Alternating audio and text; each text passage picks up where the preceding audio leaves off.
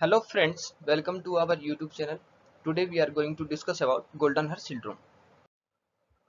Golden hair syndrome is a rare congenital disease characterized by incomplete development of ear, incomplete development of nose, incomplete development of mandible, cleft lip, periauricular skin tag, lingual dermoids, incomplete development of palate, and congenital scoliosis. When we see per 3,000 to 5,000 live birth, one case of golden hair syndrome is seen. When we talk about male to female child ratio, it is 3:2, and about half of the patients suffering from golden hair syndrome will have congenital scoliosis. This syndrome is sometimes referred as hemifacial microsomia. As name suggests, hemifacial microsomia.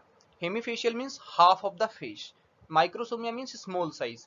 So hemifacial microsomia means half of the face will be small due to small size of cheekbone and mandible, due to underdevelopment of this cheek and mandible bone.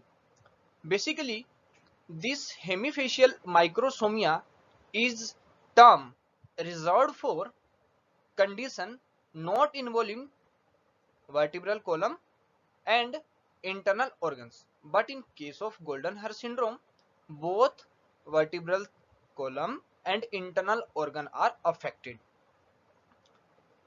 Sometimes heart, lungs, kidney and central nervous system are also affected in this syndrome. What are cause of this disease?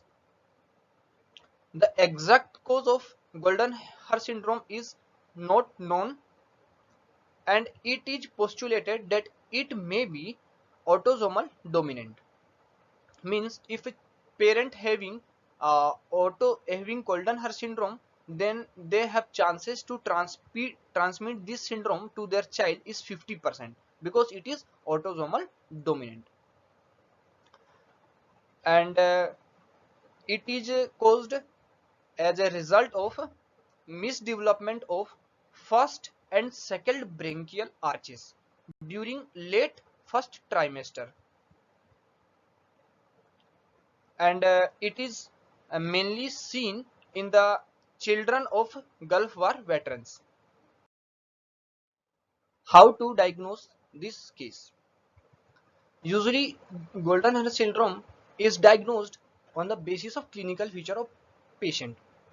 Unilateral facial abnormality may be seen in this disease, and some skeletal abnormality like mandibular deformity, scoliosis, and other organ abnormality, cardiac, kidney, central nervous system related issues are seen.